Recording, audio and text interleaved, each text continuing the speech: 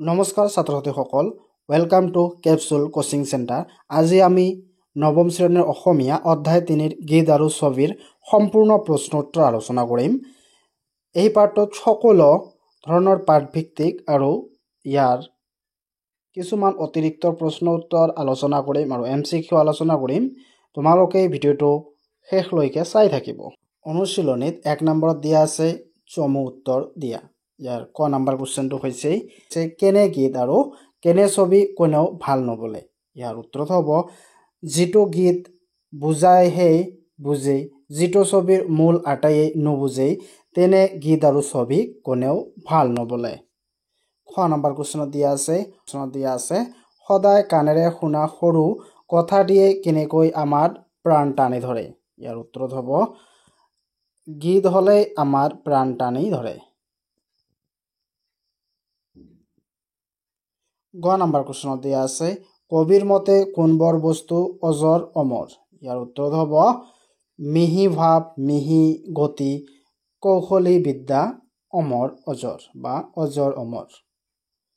কবিৰ মতে মিহি ভাৱ, মিহি গতি, কৌশলী বিদ্যা, অজৰ অমৰ। ঘ নম্বৰ কুৱেশ্যনত দিয়া আছে কেনেকুৱা গীত আৰু ছবিক সকলোৱে ভাল বুলি কয়। ইয়াৰ উত্তৰত হ'ব যিটো গীত শুনি আৰু যিটো ছবি দেখি সকলোৱে একেই ৰং পায়, জগতৰ উলা বঢ়ায়, সেই গীত আৰু ছবিকে সকলোৱে ভাল বুলি কয়। 9 নম্বৰ কুৱেশ্যনত দিয়া আছে সিহে পায় নিজে নিজেই আলাসৰ ঠাই। ইয়াত আলাসৰ শব্দটোৰ অৰ্থ কি? ইয়াৰ উত্তৰত হ'ব আকাশ অথবা শূন্য। 2 নম্বৰত কুৱেশ্যনত দিয়া আছে ভাল গীত আৰু ছবিৰ মহত্ব কেনেকুৱা? কবিতাটোৰ সহায়ত বুজাই লিখা। ইয়াৰ উত্তৰত হ'ব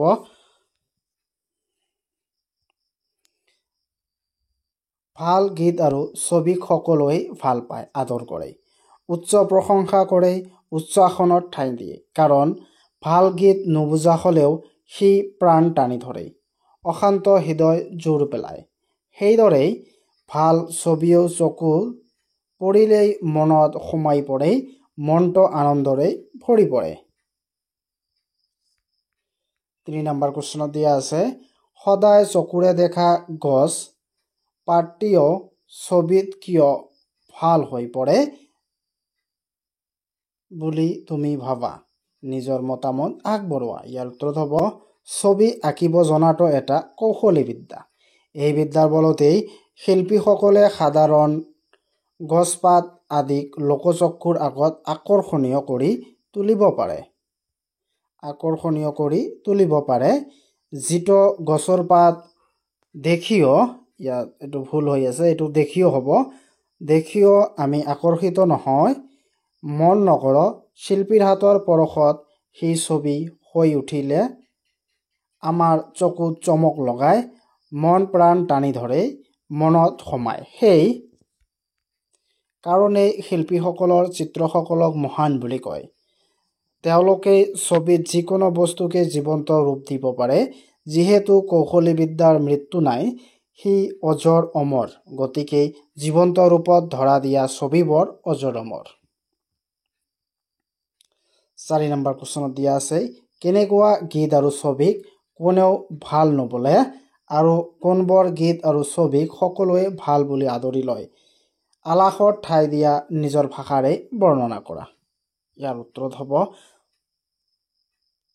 যিবোৰ গীত শুনিলে সকলোৱে বুজি নাপায়, যিবোৰ গীত সুৰে সকলোৰে অন্তৰ স্পৰ্শ কৰিব নোৱাৰে, তেনেবোৰ গীত শুনিলে কোনো আকৰ্ষিত নহয়, কোনেও প্ৰাণত আনন্দ অনুভৱ নকৰে, তেনেবোৰ গীতক কোনেও ভাল বুলি নকয়। তাৰোপৰি যিবোৰ ছবিৰ মূল আটাইয়ে নুবুজেই, ছবি চাই চকুত তৃপ্তি আৰু অন্তৰত আনন্দ অনুভৱ কৰা নাযায়, তেনেবোৰ ছবিকে কোনেও ভাল বুলি নকয়। শিল্পীয়ে নিজৰ কাৰণেও গীত গাই ছবি আঁকে, হ'লেও এইবোৰ আমাকো তৃপ্তি কৰিব পাৰিব লাগিব।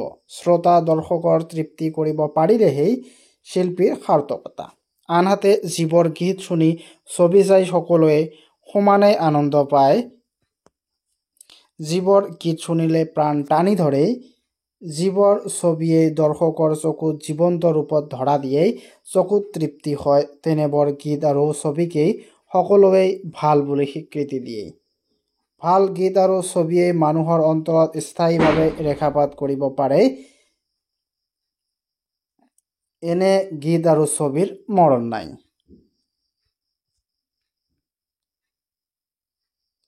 5 নম্বৰ প্ৰশ্নত দিয়া আছে গীত আৰু ছবি কবিতাটোৰ সাৰাংশ লিখা। ইয়াৰ উত্তৰ হ'ব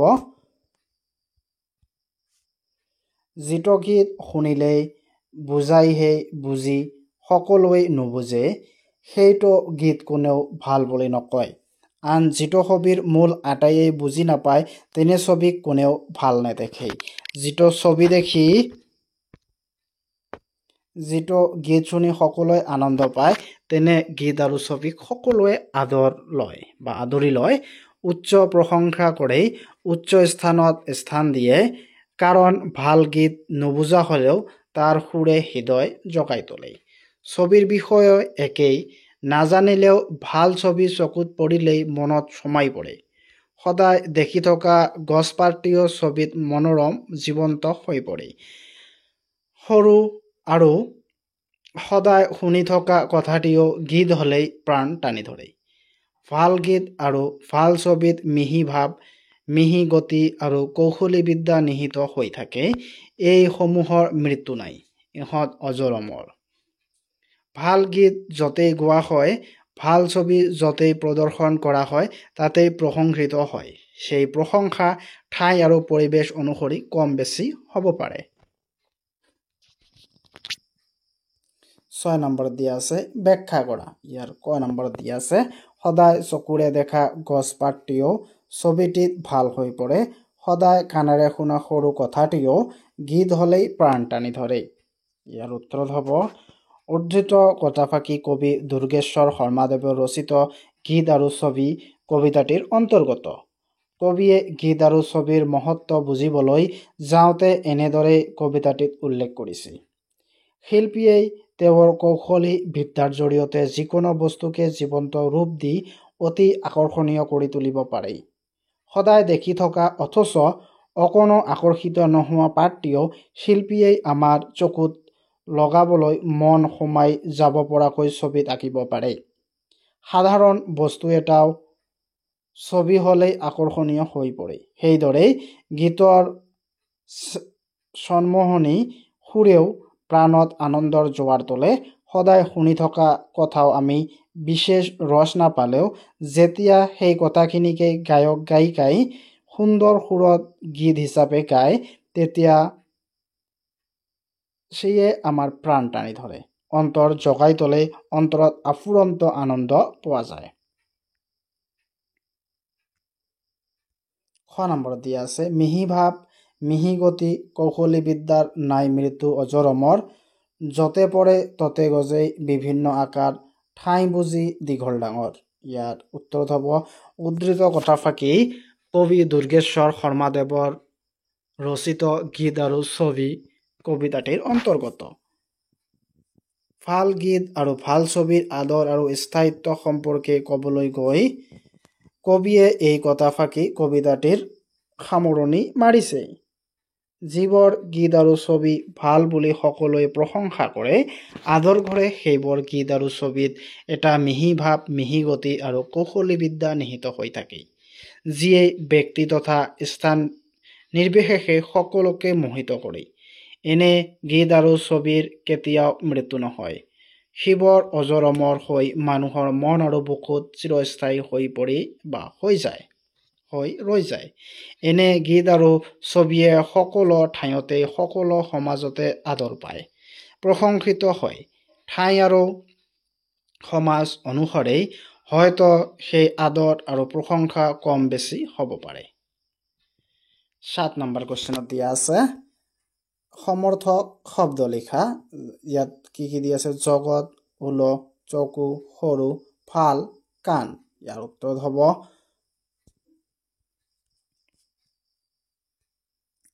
জগত, বিশ্ব, উল, আনন্দ, চকু, আগ, চক্ষু, নয়ন। তাৰপিছত সৰু, ক্ষুদ্ৰ, ভাল, শুভ, কাণ কৰ্ণ তাৰপিছত 8 নম্বৰ দিয়া আছে বাক্য ৰচনা কৰা কি দিছে কৌশলী বিদ্যা অজৰ অমৰ আলাসৰ ঠাই ডাঙৰ দীঘল ইয়াৰ উত্তৰত হ'ব কৌশলী বিদ্যা শিল্পী কলা এটা কৌশলী বিদ্যা অজৰ অমৰ ভাল কামৰ মৰণ নাই অজৰ অমৰ হৈ থাকে তাৰপৰ আলাসৰ ঠাই সুকমত আলাসৰ ঠাই পাব পাৰি ডাঙৰ দীঘল পিতৃ মাতৃৰ মৰম চেনেহৰ মাজত সন্তানৰ ডাঙৰ দীঘল হয় তাৰপিছত 9 নম্বৰত দিছে বিপৰীতক শব্দ লিখা ইয়াৰ উত্তৰত হ'ব মিহি ইয়াৰ বিপৰীত শব্দ হ'ল খহটা প্ৰাণ ইয়াৰ বিপৰীত শব্দ হ'ল অপ্ৰাণ মৃত্যু ইয়াৰ বিপৰীত শব্দ হ'ল জীৱিত মূল ইয়াৰ বিপৰীত শব্দ হ'ল অমূল বা আগ ক্ষুদ্ৰ ইয়াৰ বিপৰীত শব্দ হ'ল ডাঙৰ তাৰ পিছত কিছুমান অতিৰিক্ত প্ৰশ্ন উত্তৰ তোমালোকৰ বাবে লৈ আহিছো ইয়াৰ ক নম্বৰ কোশ্চেনটো হৈছে কবি দুৰ্গেশ্বৰ শৰ্মাৰ জন্ম কত হৈছিল ইয়াৰ উত্তৰত হ'ব 1882 চনত যোৰহাটৰ পটিয়া গাঁৱত খ নম্বৰ কোশ্চেনত দিয়া আছে কবি দুৰ্গেশ্বৰ শৰ্মাৰ এখনি নাটকৰ নাম লিখা ইয়াৰ উত্তৰ হ'ব পাৰ্থ পৰাজয় গ নম্বৰ কোশ্চনত দিছে দুৰ্গেশ্বৰ শৰ্মাৰ এখনি কবিতা পুথিৰ নাম ইয়াৰ উত্তৰত হ'ব অঞ্জলি তাৰ পিছত ঘ নম্বৰ কোশ্চনত দিয়া আছে গীত আৰু ছবি কবিতাটিৰ কবি কোন ইয়াৰ উত্তৰত হ'ব দুৰ্গেশ্বৰ শৰ্মা গ নম্বৰ কোশ্চনত দিয়া আছে জগতৰ উল বৰাই কিহে ইয়াৰ উত্তৰত হ'ব ভাল ছবিয়ে 6 নম্বৰ কোশ্চনত দিছে কি গীতে হৃদয় জগাব বুলি কবিয়ে কৈছে ইয়াৰ উত্তৰ হ'ব ভাল গীতে দ্বিতীয় 6 নম্বৰ কোশ্চনত দিয়া আছে কিহে নিজে নিজে আলাসৰ ঠাই পায় বুলি কৈছে ইয়াৰ উত্তৰত হ'ব ভাল গীত আৰু ভাল ছবিয়ে তাৰ পিছত বৰ্গীয় নম্বৰ কোশ্চনত দিয়া আছে কাৰ মৃত্যু নাই অমৰ অজৰ বুলি কৈছে ইয়াৰ উত্তৰ হ'ব মিহি ভাৱ মিহি গীত আৰু কৌশলী বিদ্যাৰ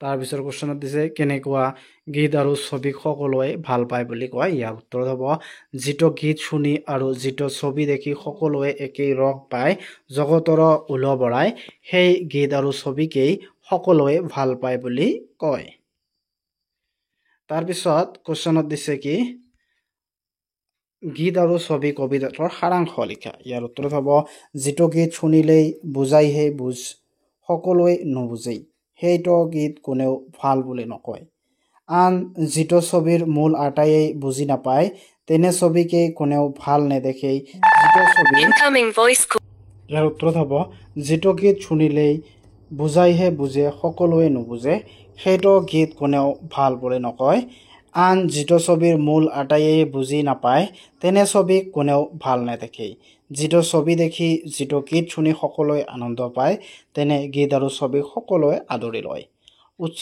প্ৰশংসা কৰি উচ্চ স্থানত স্থান দিয়েই কাৰণ ভাল গীত নুবুজা হলেও তাৰ সুৰ হৃদয় জগাই তোলে ছবিৰ বিষয়তো একেই নাজানিলেও তাৰ ছবি চকুত পৰিলেই মনত সোমাই পৰে সদায় দেখি থকা গছ পাতটিও ছবিত মনোৰম জীৱন্ত হৈ পৰে আৰু সদায় শুনি থকা কথাটিও গীত হলেই প্ৰাণ টানি ধৰে ভাল গীত আৰু ভাল ছবিত মিহি ভাৱ মিহি গীত গতি আৰু কৌশলী বিদ্যা নিহিত হৈ থাকে এই সমূহৰ মৃত্যু নাই ইহঁতৰ অজৰ অমৰ